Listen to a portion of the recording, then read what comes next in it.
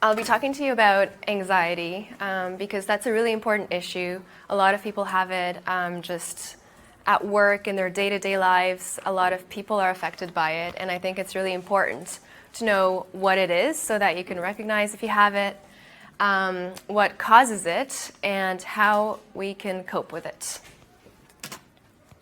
A little bit about me. I am currently a postdoc at the University of Cambridge, and that's where I did my PhD on anxiety. And one of my favorite pastimes in Cambridge is punting, and that's just a picture of what it is, basically. So today we'll be talking about the impact of anxiety on ourselves, but also on society at large. Also, what is this condition? You hear so many people say that they have anxiety or that they know somebody with anxiety, but what is it really? And what are some of the factors that can increase your risk for it? What causes anxiety?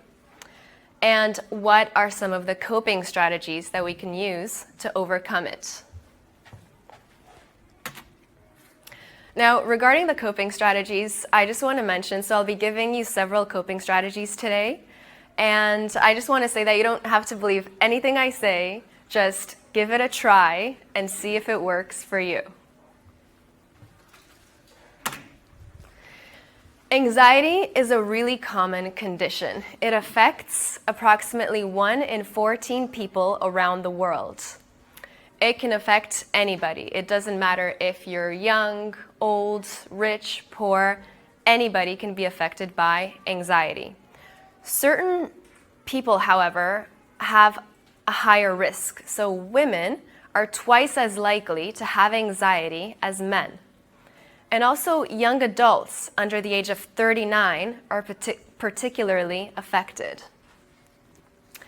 It's very costly. It can lead to clinic visits, hospitalizations, there's prescription medication that is given for it. All of this adds up to the cost.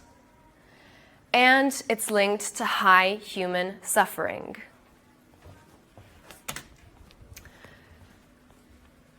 The impact of anxiety is that it can lead to depression.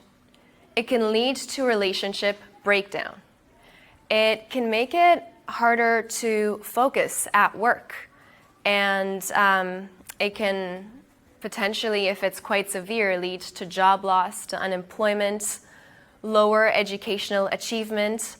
Some landmark studies were done in the States, and they showed that young people who had anxiety, if they had anxiety, they were less likely to complete high school.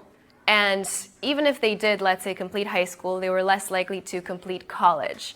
So it translates into lower educational attainment and fewer life chances in general. It can also lead to suicide. So the impact of anxiety is quite severe, but a lot of people don't know that.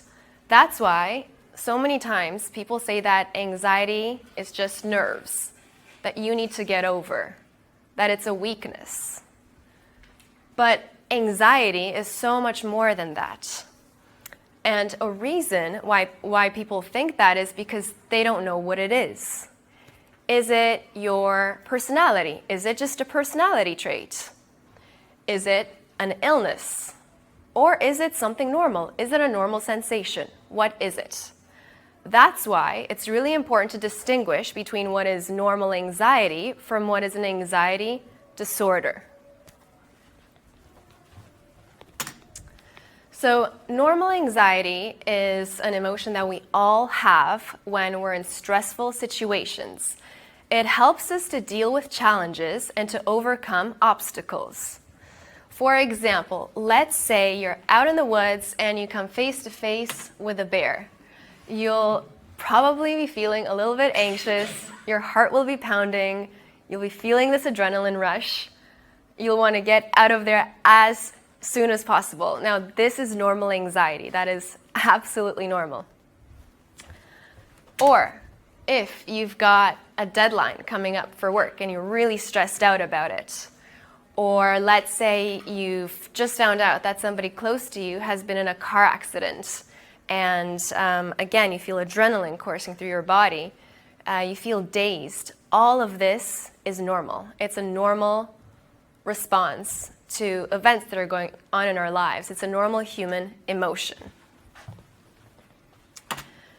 But when you take anxiety to the extreme, and when it arises in situations which don't pose a real threat, then that's when you might have an anxiety disorder. So if the anxiety is excessive, counterproductive, and debilitating, so in other words, if you find that you're finding it hard to focus on your work, if your kids are finding it hard to focus on their school tasks, or you don't want to get out of the house anymore, you feel really scared of everything and everyone, or you're finding it hard to fall asleep at night, or maybe you fall asleep after a few hours, but then you wake up in the middle of the night and you find it hard to fall back asleep again. That is abnormal anxiety. And what psychiatrists and clinicians call this abnormal anxiety is anxiety disorders. There are different types of anxiety disorders. And it's important to recognize them because sometimes you could be at your work or at home, or like I said, somebody in your family might have it. And if you can spot the symptoms, then you know that you should seek help, because seeking help early is better than later. One of the most common anxiety disorders is generalized anxiety disorder. And this one is marked by excessive and uncontrollable worry. So you worry about everything happening in your life. It doesn't matter if the things you worry about are really major insignificance or really minor things. You just worry about everything. And you can't put these worries out of your mind. You're finding it difficult to shift your focus from one task to another. Other symptoms that you might experience are restlessness, irritability. You might have muscle tension. You might get headaches, gastrointestinal symptoms, and also finding it hard to fall asleep at night and feeling tired during the day, and concentration problems. These are other symptoms of this disorder. Panic disorder is basically when you feel this sudden burst of intense anxiety that is coursing through your body, and many times it can arise out of the blue. You could be on a bus or standing in queue at the grocery store, and suddenly you feel this spike of anxiety going through you, and you feel like you're about to have a heart attack or go mad or lose control. You don't know what is happening to you. That's the panic attack, and that's the core feature of panic disorder. And in addition to the panic attack, you might feel dizzy, you might feel like you're choking, and you just don't know what is going on.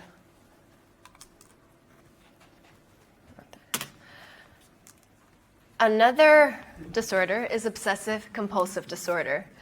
And this one is marked by obsessions and compulsions. So basically obsessions are, and I'm meeting more and more people these days with all of these disorders that I'm talking about right now, and we're discovering how common they really are, and the more that we talk about them, the more that people open up and share their experiences with others, which is really important. So this one is marked by obsessions and compulsions. Obsessions basically are when you get recurrent thoughts or images or impulses coming to you, and they're very distressing. So for example, a mother could get a recurring thought that she wants to kill her baby, or that she's going to do something to kill her baby, even though that's the last thing she wants to do. She just keeps on getting that thought in her head over and over again, and she can't control it. Or you might have images coming into your brain for no reason, and you hate those images. You don't want to get them, but you get them. They could be of any nature, of a sexual nature, of a religious nature, or aggressive thoughts, and you're horrified at yourself for having them, but you can't help but get them. These thoughts or images or impulses that come to us, this causes a lot of anxiety. And what people will usually do is they will perform some repetitive behaviors to lower that anxiety. So for example, let's say that they're obsessed about the thought of being contaminated by germs. That's their obsession. The compulsion, the repetitive behavior, will be that they will engage in repeated hand washing to get rid of the germs. Some people with this disorder will wash their hands so much that their skin becomes raw. In Canada, when I went back a while ago, I was taking out some books on anxiety, and actually the librarian there, she told me that she was suffering from this disorder, and she had tried to join a study on OCD, but she wasn't eligible, unfortunately, and she told me that she just couldn't stop counting books on bookshelves. And one of my housemates at Cambridge, he had this disorder, and he would open and close the door to his room a certain number of times before leaving the room or when leaving the room, and he did that every time. So these are some examples of anxiety disorders. Now, what causes them? What factors are linked to these conditions? There are many things. It isn't just one thing necessarily. It's many things coming together, and when the time is ripe, an anxiety disorder can develop. So for example, if you've been bullied as a child, or if your parents were over-controlling or rejecting, that can increase your risk for anxiety. If you've suffered from a serious illness like cancer or diabetes or heart disease, this can make it more likely that you get anxiety down the road.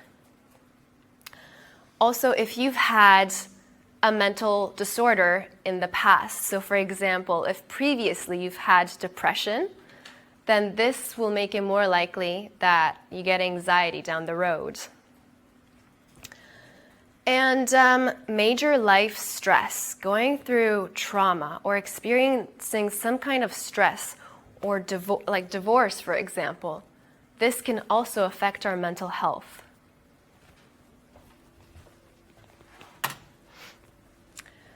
So we've talked about kind of what anxiety is, why, what are some of the factors that have been linked to it. Now, I would like to talk about, and like I said, it's not just one thing that causes anxiety. Also, there are genes that can make you predisposed to having anxiety, but it's not just if you have that gene, you're going to have anxiety. You could be predisposed to it, and then you can encounter major life stress, going through a divorce, and then maybe you have a chronic illness like cancer coming on. And the more factors that pile on, the more chance that this becomes a ground that is ripe for a mental disorder. And this happens with any mental disorder, not just anxiety. So what are some of the factors that have contributed to anxiety, and especially the rise in anxiety that has happened in recent times? Well, one of the things is that our society has changed a lot. Decades ago, the focus was on the community. The question was, what can I do for my community? What can I do for my neighbors? What can I do for my family? With the rise in individualism, people are so individualistic these days, the question has become, what can I do for myself? What is best for the self? That's why there has been also such a rise in therapy and self-help books. Therapy culture has taken off. Everybody has therapists. Even the therapists have therapists. So there has been a huge change in that. And with the change from the focus on the community to the focus on the self, there has been a breakdown in social ties. So before, we could rely on our neighbors, on our community. If we experienced huge stress, there were people around us that we could fall back on, and they helped us. They buffered the impact of that stress on our mental health. But that has become very fragile. And now, if we're experiencing something, we can really only rely on ourselves most of the time. And that's very hard. It's really hard for one person to deal with that on their own. Another reason something that has accompanied this individualism movement has been the rise in the self-esteem movement. Parents and educators in the 70s, they thought that the way to get kids to succeed in life is to tell them how special they are, to boost their self-esteem. That's why grade inflation happened. But it turned out that this self-esteem movement and telling our kids how special they are, that only really just makes us highly narcissistic. If you look at the goals of our generation today, so for example, when they're surveying kids, when they're asked, okay, what is the number one goal of your generation? They say that for them, the most important thing in life is to become rich and famous. If you look at TV, TV has changed. So in the early 2000s, reality TV was introduced. And with that came the introduction and rise in shallow reality TV stars that have become role models for children. Stars like Kim Kardashian, that embodies kind of the values and what kids aspire to. So a lot of narcissism tied in with that, and narcissism leads to poor mental health. It's linked to anxiety and to depression. Anxiety and depression also go hand in hand. So if you have one, then you're at much higher risk for the other. And of course, technology use. So many of us are on our phones these days. We're in front of a screen. And right now, because of that, we're constantly plugged in. You leave work, but really you're still at work because you're still checking your emails when you get home. Or if you're not checking your emails, you're checking your social media platforms or the news online, always checking something online. And there are so many platforms, so many things, so many ways that we're bombarded with news. And all of this clutters our minds when what we really want is just some peace and quiet. So right now, we're exposed to 350% more information outside of work compared to 30 years ago. Now imagine what this does to our mental health.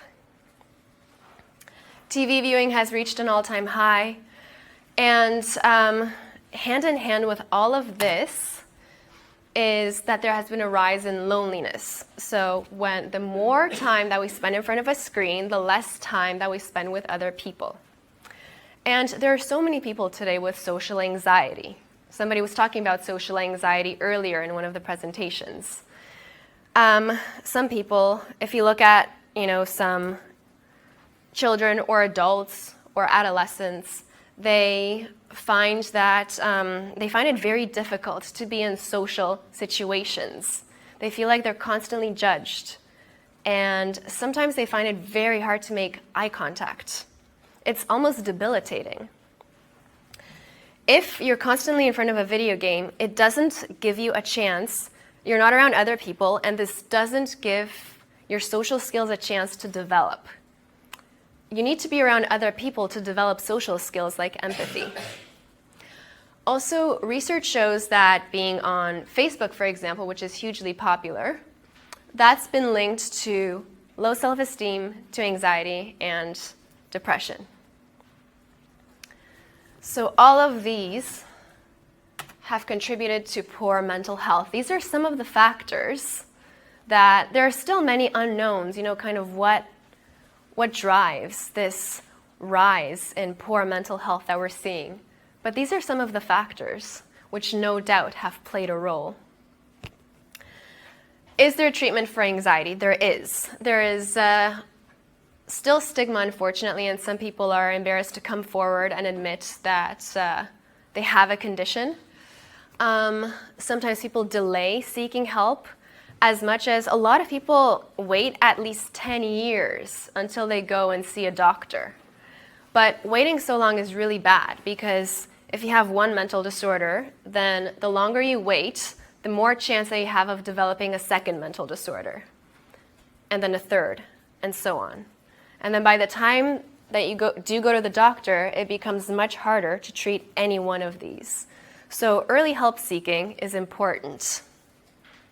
Some people try to deal with it on their own. They might turn to smoking or alcohol use, substance use.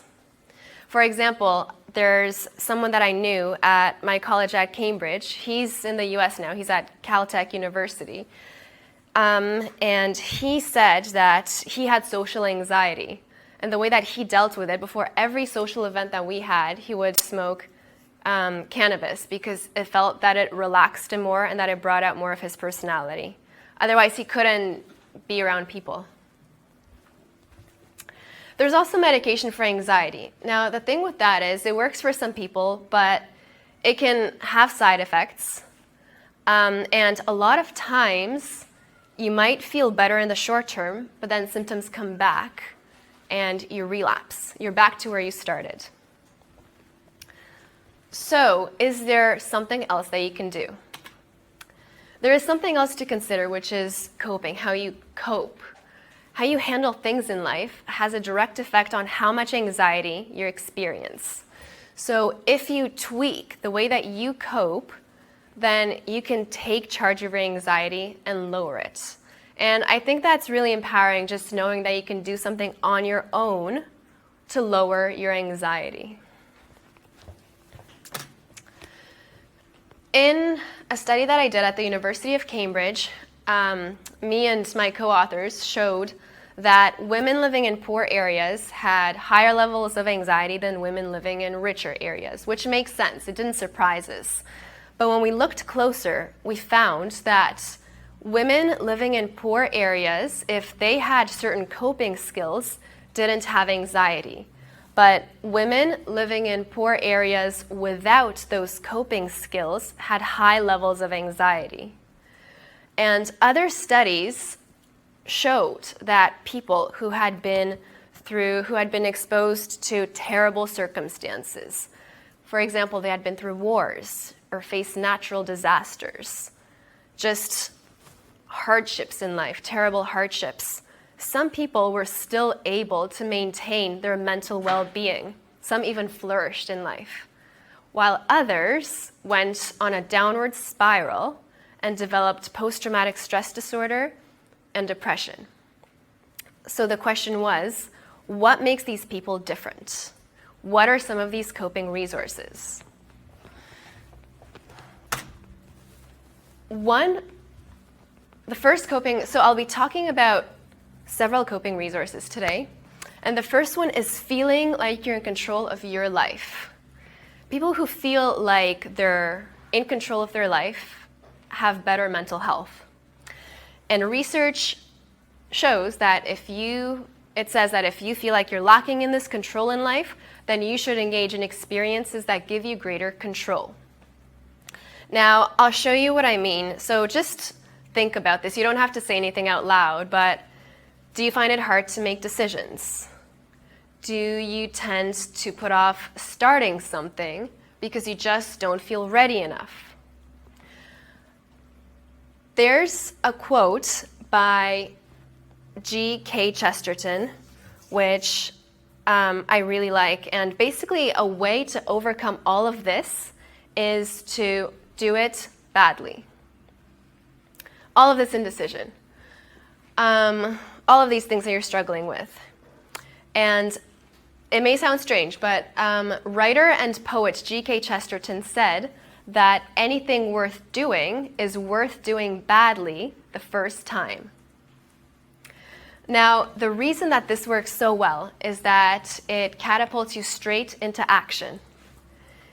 You kind of get over that hurdle. It speeds up your decision making. I mean, you know how it is so often. We want to do something perfectly. We can't start until it's the perfect time, until we have all the skills, all the information that we need. Only then can we begin. But this leads to long delays, procrastination, and we might never even start that thing at all. So why not start by doing it badly? Do it, however, without worrying about how it's going to turn out. This will make it so much easier to begin something and to finish it. And actually, when you look back, you'll realize that whatever you did, most of the time, whatever you did is actually not that bad. One of my friends who has anxiety, she started using this.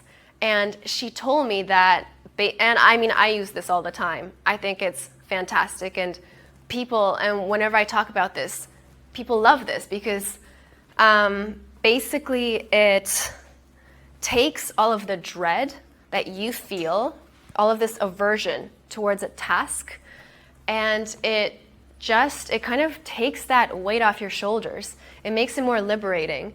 You could just jump into it, you don't worry about how it's going to turn out, and then you finish it. And you can always go back to it and refine it, but do it badly the first time. It takes the anxiety and replaces it with excitement. So give it a try, and I would like to ask you this. If you were to start using this motto today, how would your life change?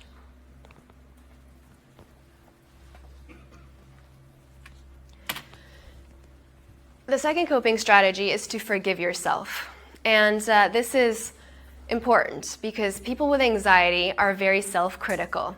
They think a lot about how bad they're feeling, what they're doing wrong. Now, imagine if you had a friend who constantly pointed out everything that was wrong with you and your life.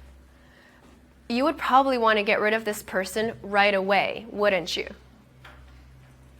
People with anxiety do this to themselves so many times that they don't even realize it anymore. They're not kind to themselves. So maybe it's time to start being kinder with ourselves. If you wanted to say something to someone at work, but didn't do it for whatever reason, you were too scared, forgive yourself. If you had a panic attack and are embarrassed about it, don't worry about it. Let it go. Forgive yourself for anything and everything, and this will give you greater compassion towards yourself. You cannot begin to heal until you do this. Finding meaning and purpose in life. Another coping resource. Whatever we do in life, whatever work we produce, however much money we make, none of this matters, none of this really matters unless we know that someone else needs us. Now, it doesn't mean that we need other people's good words to keep going in life. But if we don't do something with someone else in mind, then we're at much higher risk for poor mental health. There's a quote which I really like. It's by the neurologist Viktor Frankl. And he says that for people who think there's nothing to live for and nothing more to expect from life, the question is getting these people to realize that life is still expecting something from you. Doing something with someone else in mind can carry you through the toughest times. It can make it easier to just get over tough situations. It gives you the why for your existence and makes it easier to bear almost any how. So how can you do something with someone else in mind? It could be as simple as volunteering or taking care of a child or an elderly parent, or maybe finishing work that might help other people. And even if these people never realize what you've done for them and that you've helped them, it doesn't matter because you will know that you've done something to improve someone else's life in the way that you could. You've done something to help someone else out. And this will make you realize the uniqueness and importance of your life. All of these coping strategies, they can be found online if you'd like to go over them again. So I was invited to give a TED Talk on this, and it's called How to Cope with Anxiety. So I talk about all of these there. But I wanted to share with you additional coping strategies because I think it's important to know about them, because you can use them at work or in your personal life or any time when you're feeling anxiety and you just don't know where to turn. Mindfulness meditation, I'm sure a lot of you have heard about it, but I think it's very effective. Sometimes life gets overwhelming and you feel like you need to just go to this oasis of peace, just kind of disconnect from the world. Well, you can do that with mindfulness meditation. There's an app called Headspace, which I think is fantastic. A lot of people use it. Even if you don't have anxiety, it can just calm you down and help unwind you at the end of a day, at the end of a long day. So I would encourage you to give it a try if you've never tried it before. And this study came out, which was all over the news. It was so interesting. It showed that if you do mindfulness meditation for 30 minutes and physical activity for 30 minutes, do both of these twice a week, people that did this, after 2 months, their depression levels went down by 40%. 40%, that's huge. And that's only after 2 months.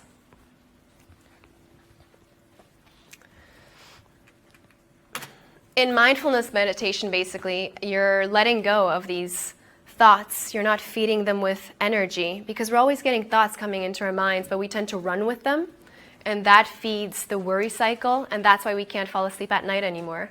It's like this vicious worry cycle. So you're just gently letting go of thoughts. They come into your mind, you let go of them. You practice doing that, and the more you do it, the better you get at it. And one of the easiest exercises is letting go of thoughts and just focusing on your breath, and this calms the mind.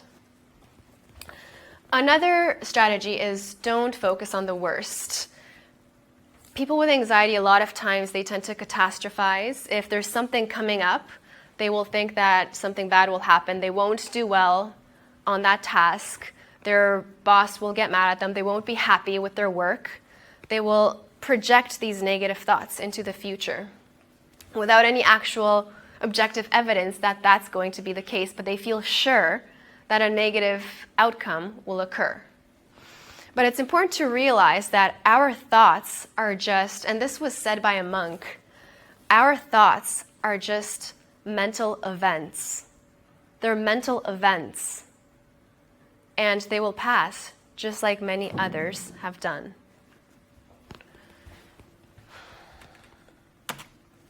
Wait to worry. Next time when you get a worry, instead of worrying about it then and there, postpone the worry. Pick a time every day. So let's say every day at 4 o'clock, I'm going to worry for 10 minutes. Dedicate a slot time and the same time every day. And this really works because our thoughts decay if we don't feed them with energy. When you get to the worry time later on in the day, you'll see that whatever you found so worrying initially doesn't bother you so much anymore. So wait to worry.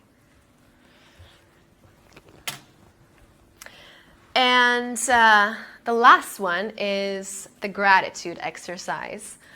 So often in life we focus on what went wrong, why we feel so bad, how we messed up, how we screwed up on something, what went wrong that day. But what about what went right? There are so many things that went right, but if you have anxiety, you tend to discount that. You don't even notice that. So it's important to shift our attention and give more focus to that.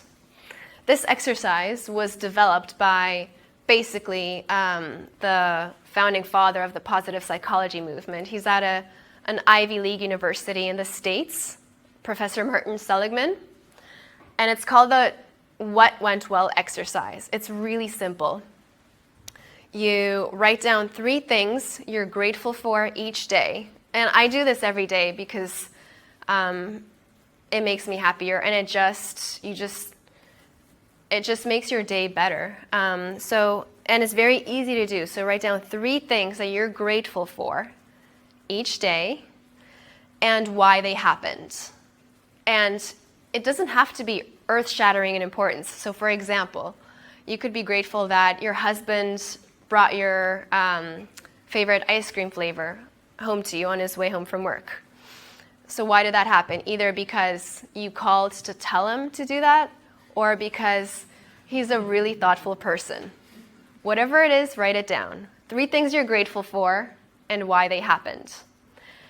And Professor Seligman says that if you do this now, 6 months from now, you will be happier and less depressed. And depression goes hand in hand with anxiety, so chances are you will also be less anxious. Today I talked about a lot of coping strategies, and it can feel like a lot, or it can feel exciting, like you want to just try it all now and see how it is. But I think that can get a little overwhelming if we try to do everything at once or as much as we can, and we're so motivated to change. Sometimes we want to do it all, but then something happens and we become overwhelmed, and then we abandon everything. The best way, the most effective way to change is to pick 1 or 2 things and start with those, and do those consistently. Studies show that it takes 3 weeks to form a habit. So pick something and do it consistently for 3 weeks. And don't beat yourself up if you didn't do it every day. Do it as often as you can. Do it badly. And then you can add on a second coping strategy, and then a third in time. And you'll see that you're changing. And just in line with that, I would also like to mention that, just do it, but don't really think about how much am I changing right now? How much will I change in a week or in a month from now? Just take it step by step. So there's a quote by Martin Luther King, which I really like. And basically it sums this up. And it says, "You don't have to see the whole staircase. Just take the first step." Thanks so much for having me. I would like to acknowledge my supervisors from Cambridge, and Isla, thank you for inviting me to this. It was a pleasure to speak at this event. And the NIHR for funding.